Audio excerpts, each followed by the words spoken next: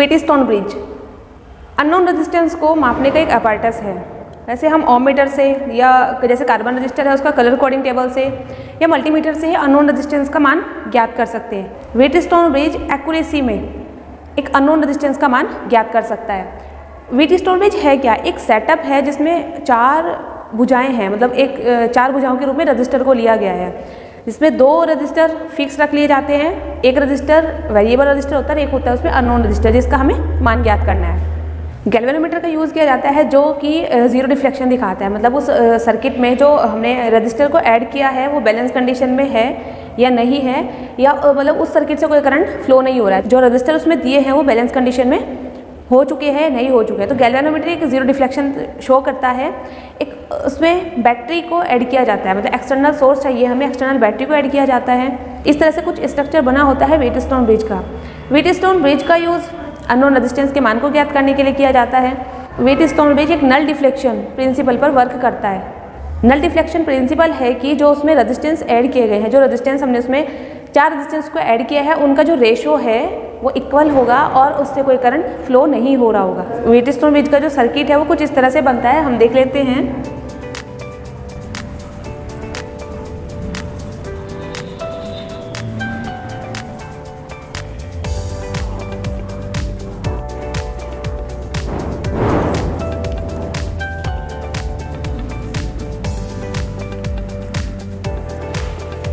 चार रजिस्टर उसमें जुड़े हैं जिससे कि कुछ इस तरह से सर्किट बनता है। ये हमने 2 पॉइंट दे दिए हैं, A, B, C और D, जहाँ P और Q नॉन रजिस्टर है, R हमने यहाँ वेरिएबल रजिस्टर ले लिया है जिसके मान को वेरी कर सकते हैं, S है अननोन रजिस्टर, बीच में G नाम का एक गैल्वेनोमीटर हमने ऐड किया है। सर्किट में कोई करंट फ्लो हुई है या नहीं हुई है तो वो गैल्वेनोमीटर बताता है इसके ज़ीरो डिफ्लेक्शन से। गैल्वेनोमीटर का जो पॉइंटर है वो 0 पर है, तो इसका मतलब है कि बैलेंस कंडीशन में हमारा सर्किट है, इस परिपथ से कोई धारा फ्लो ही नहीं हो रही है, क्योंकि जो ये इस ब्रांच का रेजिस्टेंस है और इस ब्रांच का रेजिस्टेंस है, इन दोनों का रेशियो सेम है, तो इस सर्किट से कोई करंट ही फ्लो नहीं हो रहा है, ये हमारा गैल्वेनोमीटर दर्शाता है।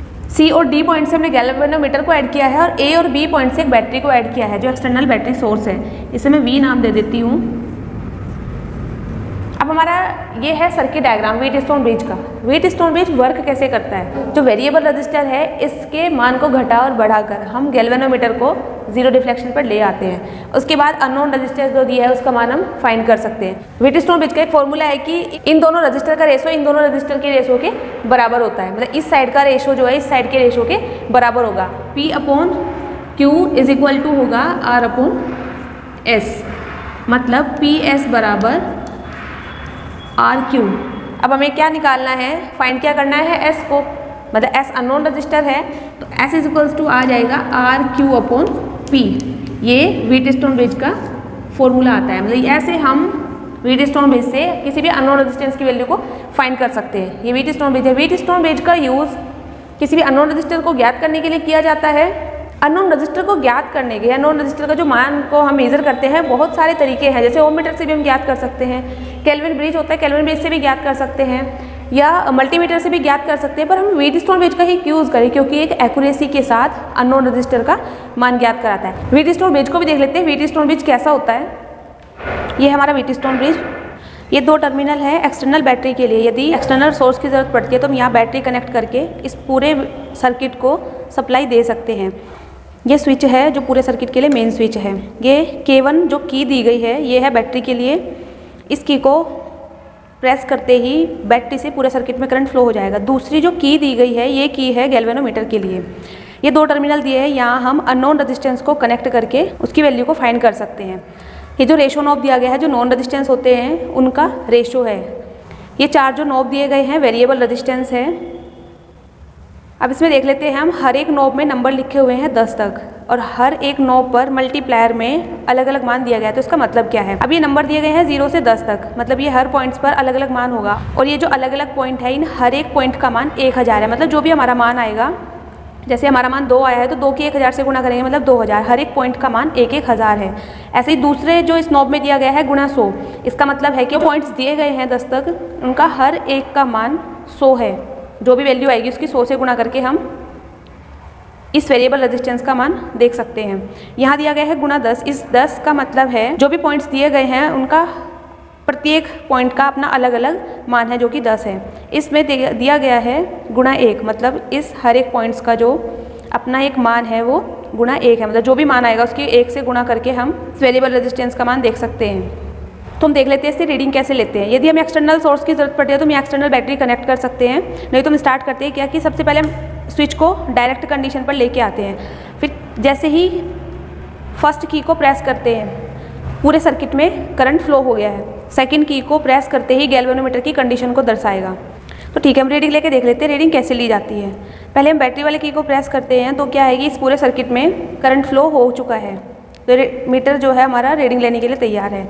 दूसरी जो की है उसे प्रेस करते ही वो गैल्वेनोमीटर की कंडीशन को दर्शाएगा। गैल्वेनोमीटर हमारा 0 पर सेट होना चाहिए, मतलब बैलेंस कंडीशन में, जो कि नहीं है। तो हम इसे देख लेते हैं। पहले रेशो को 0.001 पर सिलेक्ट किया तो हम अलग अलग वेरिएबल रेजिस्टेंस के अलग अलग मान को सेट करते हैं।